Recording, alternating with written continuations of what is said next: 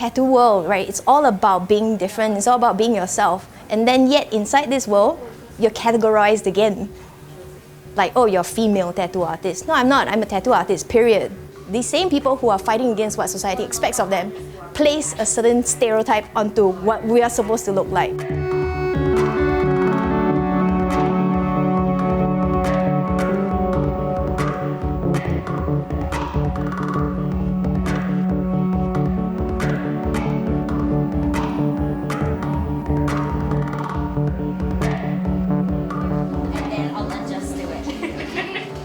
I'll let you know if I just do not like it at all.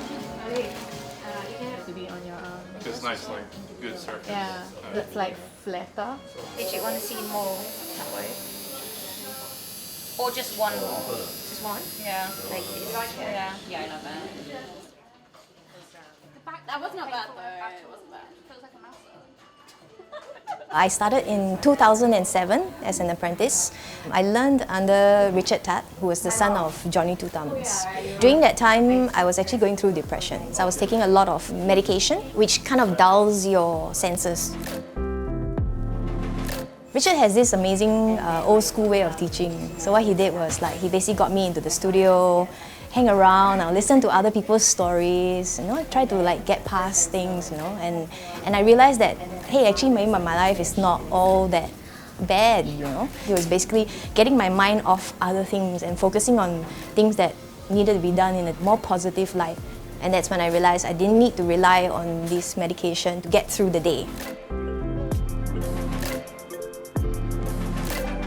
Every line that you do, right, the clarity of the line is the same as the clarity you have inside. If you're out of balance, and you're having a bad day, you need to learn how to calm yourself and before you start the work, because you're actually transferring that kind of energy onto other people as well.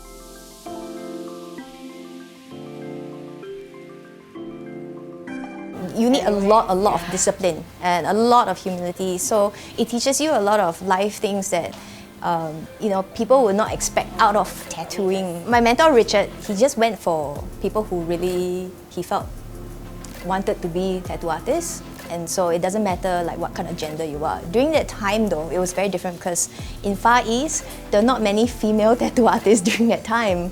The main one would be Sue from Exotic Tattoos. And so she's the granddaughter of Johnny Two Thumbs. And then I knew of a couple of part-time female artists, but that was it, and so as a female, tattoo apprentice running around in Far East, it was very stressful. They just be like, apprentice, come, or Richard's apprentice, come, and you didn't have a name. And it came to a point where you had to prove yourself, and then one day when people are like, hey, Val, then I'm like, ooh, okay, this is different, but that's when you realize that you've earned it, you've worked hard for it, and then eventually you get there. It was a really nice feeling, this sense of achievement. You put in your blood and sweat and tears into it, yeah. Tattooing definitely got me out of the depression, for sure. I have to owe it a lot to Richard as well as a mentor. And when it comes to who you are as an artist, who you are as a person, I think that plays a huge part as who you end up becoming as a tattoo artist and who you influence later on.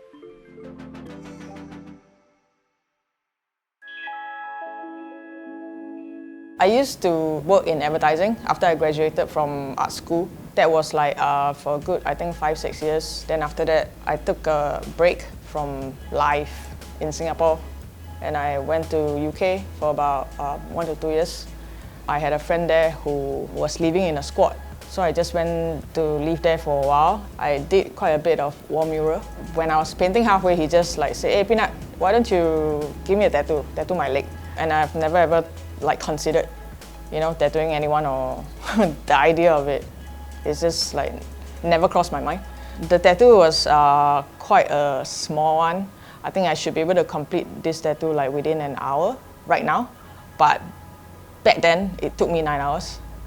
And it was a very traumatizing experience for me. I was so terrified and frightened by the entire experience. I told myself I'm never ever going to do this again. I had to come home eventually, right? Because the time was up and my visa was running up also. And most of all, I ran out of money, so I had to come home and then, but I did tell myself, you know, there was no way I was going back to advertising. No way at all, even though I was coming back to nothing. My friends, they were just telling me, you know, since you're going back home to nothing, why not give it a shot? And they said like, no, just go and you know, when you come back next time, give us all a tattoo. That was, I think, the motivation to really learn. I mean, even if I'm not gonna end up being a tattoo artist, I can always, you know, come back and properly give everyone a tattoo. So I did, and I came back. But then seeking for an apprenticeship was actually not on my mind at all. The thought was not appealing at all because, I mean, I never liked the way a tattoo parlor always looks so intimidating. And it's very like male-oriented. And I couldn't really imagine myself in that setting at all. So when my friend told me about her tattoo artist and that it was a girl, it kind of like, you know, changed something. I don't know, but I thought, okay, I'll just like drop an email, keep the promise, you know. That was how it happened, and I guess it was kind of meant to be, yeah.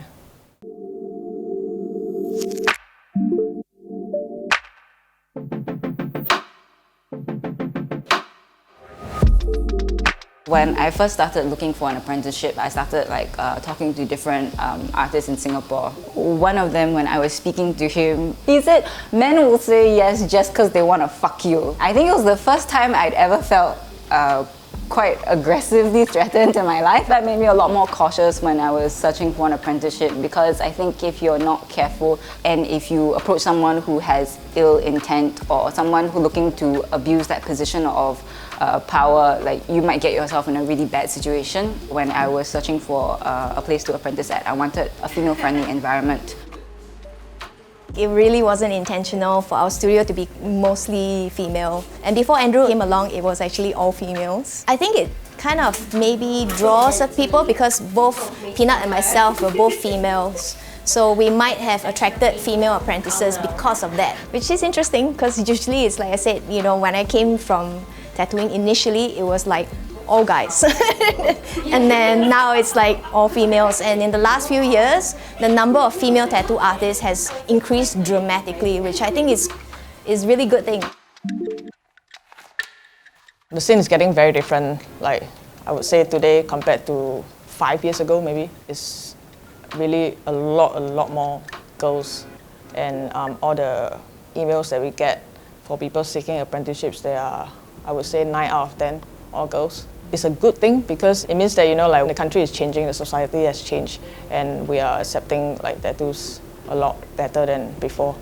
I remember how when I started tattooing, I could like count with one hand, you know, the number of female tattoo artists in the scene, and it was not easy, you know, trying to establish yourself as a tattoo artist amongst like so many other guys, and the vibe was so different. It didn't bother me very much because I grew up with this kind of challenges like all the time, because I mean, number one is obviously not easy being a female tattoo artist, and then on top of that, it's not easy being a female and gay tattoo artist.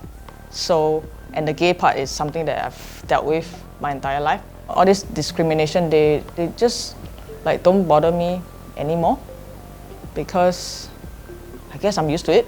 I mean, I've experienced unpleasant comments about what I do and my gender or like my sexual preference. I've learned to like just let people say what they want or think what they want. Yeah. Decades ago, when a female would have a tattoo, she'll be judged quite differently.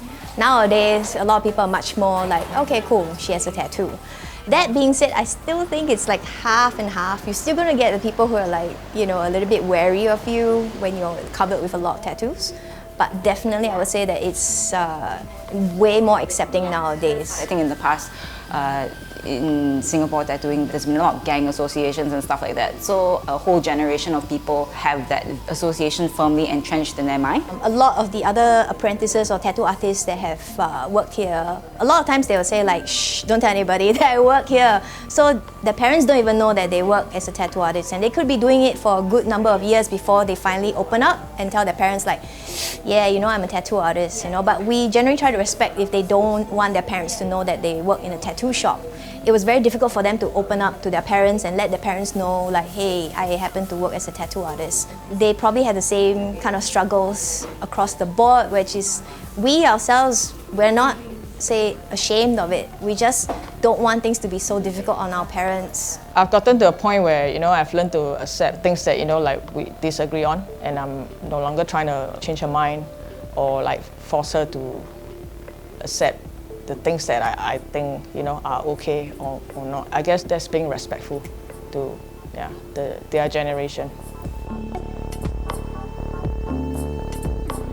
I love my job. I love coming here every day and draw things for people, interact with all kinds of customers and go through a lot of personal journeys with them. And I do very much think that it's worth it. The part that really touches me is how strangers, they come to you and they really put like so much faith and trust in you, even though they do not know you. They've just seen pictures of your work or have just heard from a friend like, this tattoo artist is good, you should go to her. You can tell, by the way they speak, and they really just give you so much ownership in the creative part, and how they will like drop you an email and tell you how thankful they are, for that experience just now. And it's really something that you can feel, and that really makes me feel good. And then they keep coming back. I feel like the tattoo scene has come along a lot, and for the size of our country, in the recent years with the number of female tattoo artists that we have, a lot of them are extremely, extremely talented. It'll be a shame if like they aren't recognized as much as they should.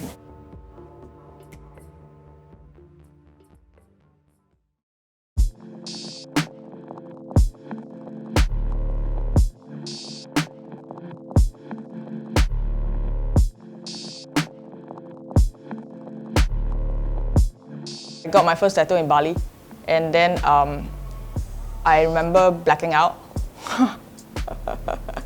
and everything just went fuzzy and stuff, and I really didn't enjoy the pain at all, but I just couldn't stop like getting tattooed. And I remember like how every time during the process I just felt like, like just elbowing the tattoo artist because it was so painful and so like unbearable.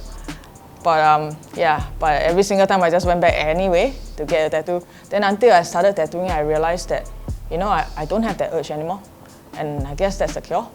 So I stopped getting tattooed ever since I started tattooing, yes. There was once when I was just kind of walking around, and there was this old lady, and she was staring at me, and I could tell because you can kind of feel it after a while. And I was just getting ready for her to sort of say something disapproving. But actually she turned to me, she was like, your tattoos are beautiful. And I was like, wow. Every artist will feel this as well. You come to a point where you kind of plateau, and I felt like, okay, cool, I need to expand myself, right? So I just happened to meet one of the clients who happened to be a paramedic. I was like, maybe I should go and try this out. So I did, and I absolutely love it. I love being a paramedic as well. And I went to Canada for 2 years to do my training, and then worked there as well. Came back to Singapore, I also did it for a little while in Singapore. It sounds like it's completely different, like glass blowing, paramedics tattooing. But actually, if you think about it, right, these 3 different occupations, they're all about that very moment. It's about making these very hard choices with no room for mistakes. And I think it's something to do with my personality.